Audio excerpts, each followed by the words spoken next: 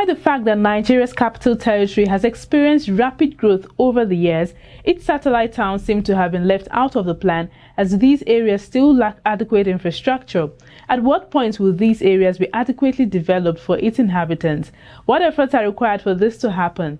We'll get answers as we delve into this and other issues on the program today. My name is Nomso Thoma. Also today, we shall bring you voices from inhabitants of some of these satellite towns. We also have a special package on our royal segment this week and major reports of events in the housing sector.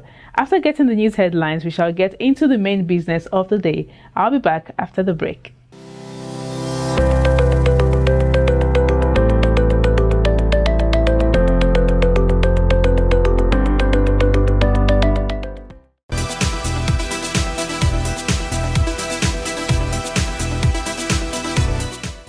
Welcome back, and you are tuned into Housing Development Program. Now let's bring you major news headlines in the housing sector for the week. Do stay.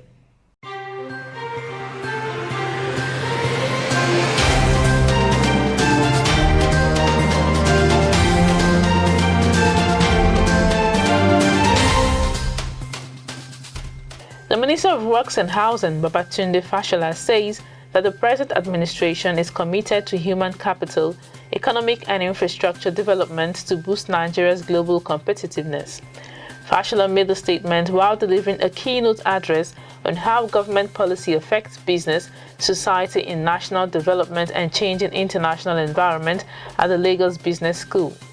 He said the edge advanced economies had over Nigeria was that they developed their infrastructure early, adding that the present administration was now focusing on infrastructure development. Fashola explained that the drive was massive, such that road reconstruction projects were going on simultaneously in all states of the federation, adding that budgetary allocations had now risen from 18 billion naira in 2015 to 300 billion naira.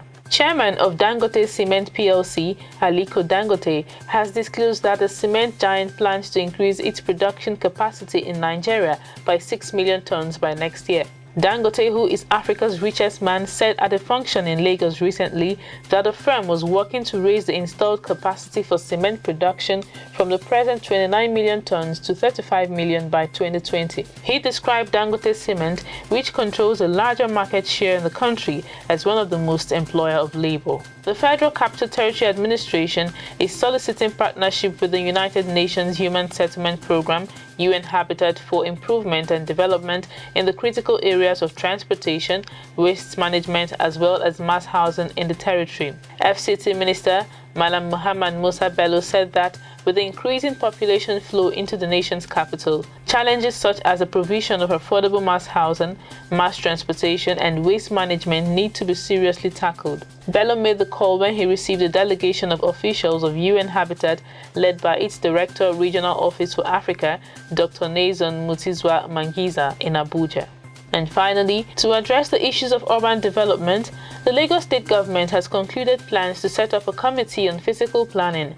According to the Commissioner, Lagos State Ministry of Physical Planning and Urban Development, Dr. Idris Salako, the committee will be made up of 10 to 12 professionals such as town planners, architects, engineers, builders, estate surveyors and valuers, quantity surveyors, as well as legal practitioners and government officials. Among many other issues expected to be addressed, the committee will tackle challenges relating to planning permit, building approval process, non-compliance with building laws and road setback, drainage network, as well as infractions by government officials and property developers.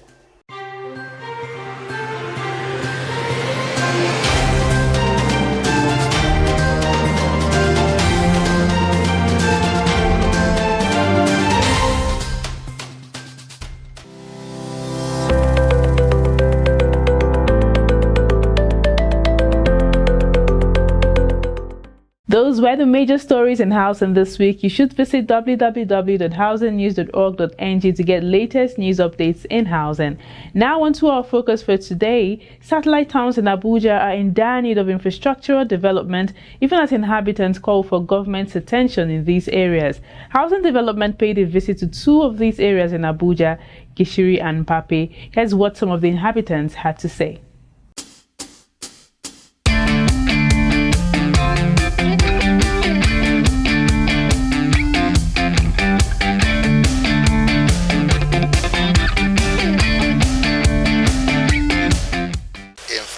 infrastructure in Papi is so porous. There is no steady light. Some area doesn't even have light. Like my own, I don't have lights. And even when the light came, the estimating billing is so outrageous. So you go to some places, there is no access route. You can come with your car, there is no road for you to enter. So the whole infrastructure in Papi here is so porous. The road is not really good, and the living situation in this place is so poor. Like, it's hard for you to really have a good job around this place. And secondly, again, we don't have light. And seriously, water is the most important thing about in life. We don't have good water. Especially, we don't have good water. Even the pure water they sell here, some of them are seriously bad. Only one entrance to Papi here. Don't have road at all. It's very, very bad, and a lot of accidents happen. There's no water and light, nothing like road here. The road here was constructed by Julius Berger for their own using, but you are helping them managing it here. I think government can do something like making sure that they evacuate everyone, then do the master plan, and then even if it's to collect revenue every year, a lifetime revenue that can even make sure that they pay the rent, then making the house looking better than the clustered house. Even the piping, the everything is not okay. You can see the road as example. It's not very, very okay. So you can't really call this Abuja. This is not Abuja. They don't have roads, but I think the light situation is fair, and I think water too is not well distributed, and the houses are too crammed together. I think they need to build the road for the people and see how they can also improve in the housing structure of the place. But for the light, I think they're doing great. There's no prominent hospital around. There's no health center here that takes care of anything. Everybody goes to Metama. And then also they should improve on the security situation. I think their police station is a bit too domestic. They should see how they can add more to the security so that we can live in peace and harmony.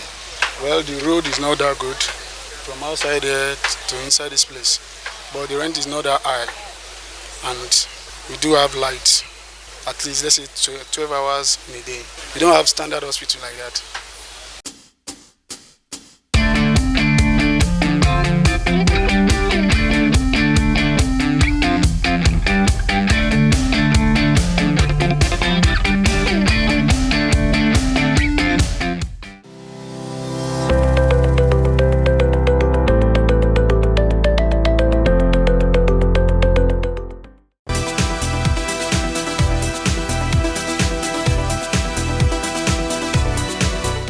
You will agree with me that a lot needs to be done, and fast.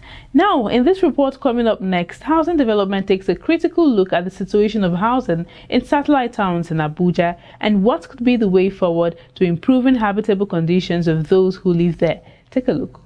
Nigeria's Federal Capital Territory, Abuja, since it was created in 1976, has grown vastly in all dimensions, possessing one of the best infrastructures in the world. Yet its satellite town seems to be abandoned.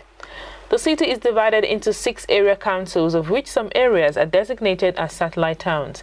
These include Kusaki Yanga, Kuje, Rubochi, Anangada, Dobi, Gwagwalada, Zuba, Dede, Karshi, Gosa, Karu, Nyanya, Kubwa, Buari, Abaji, Kwali, amongst others.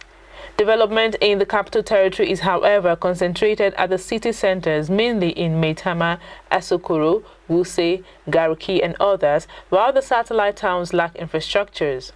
Oddly, the majority of Abuja residents live in these satellite towns, which have next to non-existent infrastructures. How can these satellite towns be made habitable for those who live in them? Speaking with Housing Development Program, President of Real Estate Developers Association of Nigeria, Reverend Ugochukwu Chime, says there has to be effective collaboration between private sector and government. The approach to making satellite towns in Abuja habitable is to work collaboratively between the private sector and the public sector. Government who are in control of the land should be able to discuss with the private sector. Most times they develop infrastructure that is not sustainable. They come out with policies that are utopian. But if we're able to sit down together, if you know I'm going to be the investor that will bring in my money, I should be part of the decision-making process. So I believe that the FCT should be able to sit down with developers and be able to talk to ourselves and professionals. Sitting down, FCT, the professionals in the middle with developers who are investors in the real estate space, will be able to fashion out a workable program, a fundable program, a feasible program that will meet the needs of the market. The department responsible for development of satellite towns in the FCT, the Department of Satellite Towns Infrastructure, DSTI, has its statutory responsibilities, which include to open up and develop the satellite towns by providing infrastructural facilities to the teeming rural dwellers, thereby improving their living standards, to provide a better environment through the provision of basic amenities, which would further reduce the pressure already existing in the capital city, and so on. The question will be, how well has the department worked towards achieving these responsibilities? Time will tell.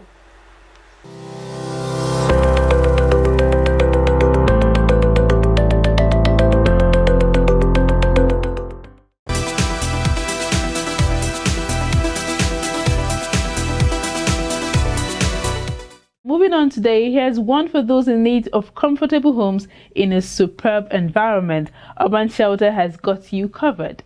I think Urban Shelter's project is easily broken down into a few categories. I think the bulk of our operations is centered on providing residential homes. When it comes to residential homes, we look at it really as a sense of responsibility in terms of providing homes to Nigerians, to individuals, to corporates, to even kind of civil servants as well.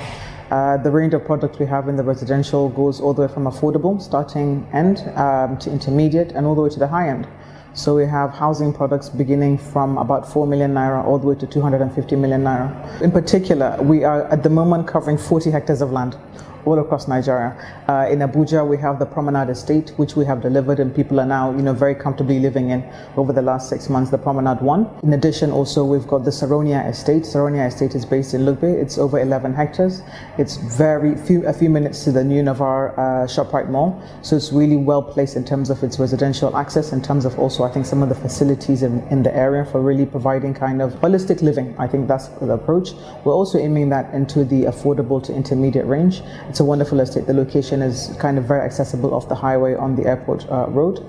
We have Life Camp. Life Camp moves us into the higher end of the spectrum. Life Camp is, I think, one of our iconic projects. It's Bellevue Residences. We have phases 1, 2, and 3. We like to do our projects in phases so that we can take account of how clients feedback, how they're feeling about the property, if there's changes we need to make, to really respond to the fact that we're catering to the needs of our clients. So Bellevue has been iconic. It's been iconic in terms of the planning. It's been iconic in terms of just the design of it. It's been iconic in terms of the landscaping. It's been iconic in terms of the kind of quality, the finishing, the attention to detail on it as well. So it's, it's a hallmark project for us. We have a number of different payment plans, and we came up with this kind of different payment plans based on the type of units. So for instance, if you're coming on from the affordable home section, we try to actually give you a really relaxed approach to payment systems. So instead of offering, we don't offer the 12 months or 18 months like a number of other developers. We like to offer 5-year payment plans, which is unprecedented. This 5 years, there are no hidden charges. There's no mortgage that you have to pay. It's a standard payment that we spread it for you 5 years. I think what makes it even more interesting, and by the time we finish the project at 2.5 years, so that's between 24 and 30 months, we will allow you actually to move into the house. So you're staying in the house while you're paying off the house as well. Of course, there are certain terms and conditions that apply. We have to profile people. We have to do a bit of due diligence. The standard for us are, of course, things like access roads, internal roads, power generators, and so on. Those are, our standard. So when I'm talking about pushing the envelope now, really setting apart up against what other people are doing, is provide services that we think will just enhance the quality of life of our clients. You can get a house at Urban Shelter Limited by calling the numbers displayed on your TV screen.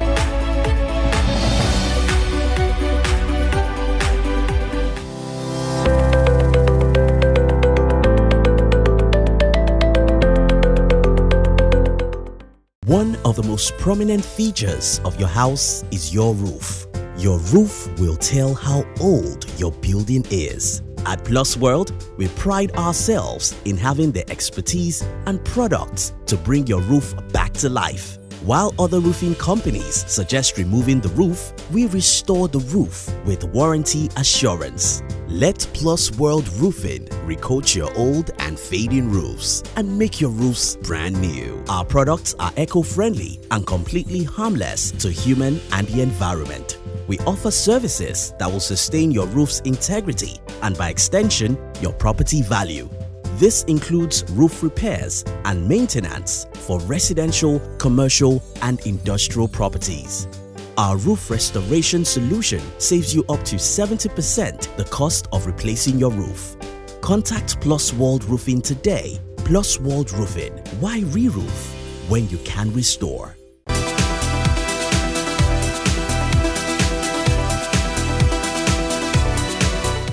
Thanks for staying with us so far. Still on happenings in the sector, Infinity Trust Mortgage Bank, which is one of the leading and most capitalized primary mortgage banks in Nigeria, last week held its fact behind figures at the Nigeria Stock Exchange building in Lagos to brief its shareholders and the general public on its activities for the first quarter of the year. Housing development was there.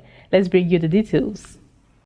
Infinity Trust Mortgage Bank on Monday, 16 September, held its fact behind figures at the Nigerian Stock Exchange office in Lagos to brief its shareholders and the general public on its activities for the first half of the year. Speaking at the event, the MD CEO of Infinity Trust Mortgage Bank, Dr. Olabanjo Obaleye, gave a rundown of the company's activities since it was listed in 2013 on the Nigerian Stock Exchange. Since we listed in 2013, we've moved our shareholders from 150 to over 500 at present. We became a national mortgage bank. We've opened our Lagos office and we grew total assets by 51%. We've remained consistently profitable over the years. We declare and pay dividends every year. The shareholders here can attest to that. And also we had our AGM annually.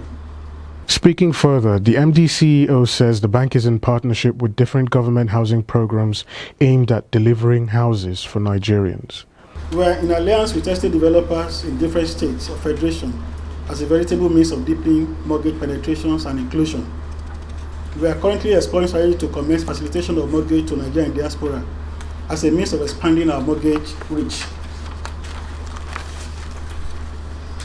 We are also in partnership with government on its various housing delivery initiatives like FISH program, family-owned funds, interest drawback from CBN, and the others.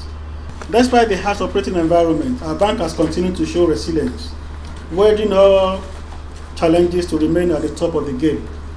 We have demonstrated clear leadership in the subsector in terms of profitability, liquidity, capital adequacy, dividend payout, corporate governance, erudite management, risk management, operational processes, and efficient reporting. We shall continue to consolidate our gains over the years to reposition our brand as the mortgage bank of choice in Nigeria. We shall leverage on opportunities in the housing sector and regulatory support to grow the bank, deliver consistent returns, and increase the wealth of our shareholders. We therefore make this clarion call on all here present to believe in us, invest in us, and support us as we take this bank to the next level. On his part, the Chief Executive Officer of the Nigerian Stock Exchange, Oscar Onyema, commended Infinity Trust Mortgage Bank and its management on their continuous growth. On behalf of the Council, management, and staff of the Nigerian Stock Exchange and the entire capital market community, I commend the board and management of Infinity Trust Mortgage Bank on its impressive half-year financial performance, showing improvements in key line items. Infinity Trust Mortgage Bank is one of the leading and most capitalized primary mortgage banks in Nigeria.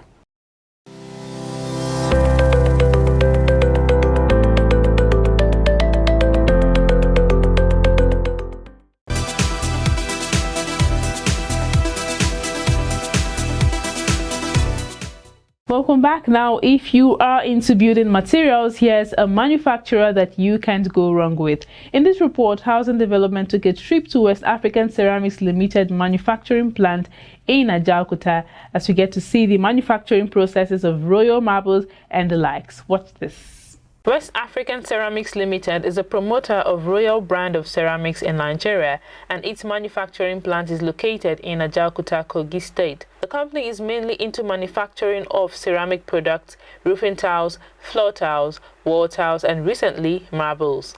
This is the entrance to the manufacturing factory of West African Ceramics Limited located in Ajaokuta, Kogi State. The General Manager, West African Ceramics Limited, Mr. Bhaskar Rao, takes us on a tour through the factory as he shows us how Royal engineered stones are made from raw material to end products. My name is Bhaskar Rao, General Manager, West African Ceramics Limited, Royal brand. Today I am going to show our Royal Engineered Stones Limited from raw material to end product. The factory, located at Ajaokuta, Kogi State, has a 3,000 square meter production capacity but runs at 500 square meter capacity per day. 3,000 square meter per day production capacity. Now because of the initial we are running only 500 square meter per day. The starting production, then we will increase based on the market requirement. West African Ceramics Limited recently began its production of marbles. Marble in Nigeria before now was imported from Italy, but thanks to West African Ceramics Limited, as it is now available in Nigeria. Before they used to import from the Italy, so the marble is only made in Italy only. They used to import Nigeria. Now Ajaokuta, same Italian quality marble is available, and this is the main engineered stone why we prefer.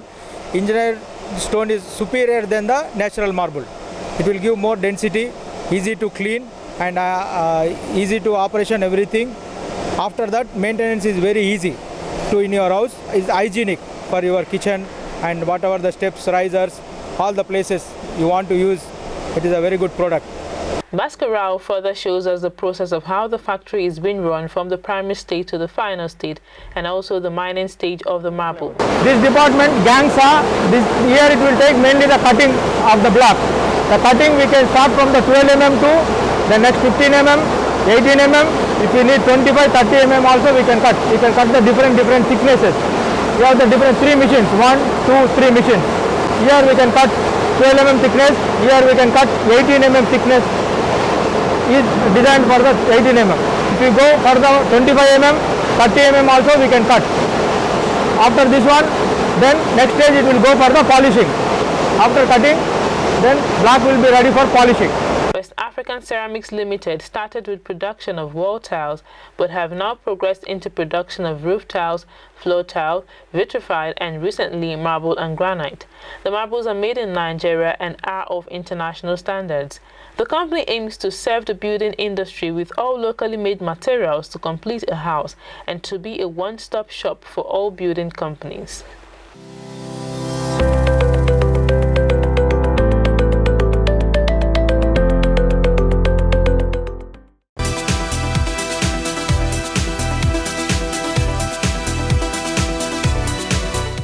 Housing, like we always say, is a basic human need. No one should lack it. Talking about that, before we wrap up today, let's hear from Leilani Farha, the UN Special Rapporteur on the right to housing, as she speaks to housing development on her assessment of Nigeria's housing needs and her recommendations to the government. Watch this. Nigeria is facing a lot of challenges, I'll be honest. I've had the opportunity to visit Lagos, Port Harcourt and Abuja, and I've been to informal settlements in particular where the bulk of the population of the country actually lives. So here you reference them as slums. In the international world we call them informal settlements, and I have to admit I've been quite concerned, deeply concerned I'd say, by the conditions that I've seen in some of those informal settlements. People living without access to the basics. And we all know what we need for a life of dignity, which is what the right to adequate housing really means. It's the right to live somewhere in dignity and with security. And my experience in the informal settlements that I visited is that people are not actually experiencing those things. I think there could be some support given to people living in informal settlements to improve their own housing.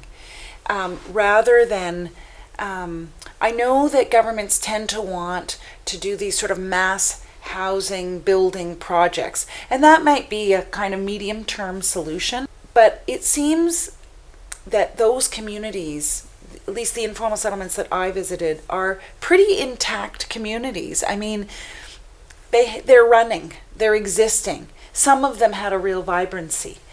And I don't see a reason why their title couldn't be regularized and why they couldn't be offered modest support in the form of loans or grants to improve their conditions. I don't see why the government couldn't invest in basic infrastructure for those communities. I think governments could come in and help pave roads, and ensure that people have access to some basic services. I think that's possible. The reason I suggest that is because I worry about these large-scale building projects that are costly, they take time. A human rights approach really focuses on people, and I think there's a lot of human capital here. I think people are ingenious. I think they have creativity and kind of modest demands and expectations.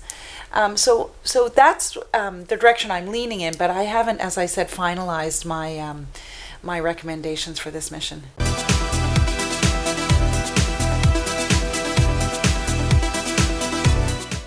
On that note, we'll call it a wrap on the program today. To catch up on all you have missed and also to watch previous episodes, please visit our YouTube channel at Housing TV Africa. You can also go follow us on Facebook and on Twitter at Housing Program. For those who want to be part of this program in terms of sponsorship and advertisement, you can send a WhatsApp message to the number on your TV screen, or you can send us a mail on housingdevelopmentprogram@gmail.com. I'll see you next week, same time, same station. My name is Nomso Thelma.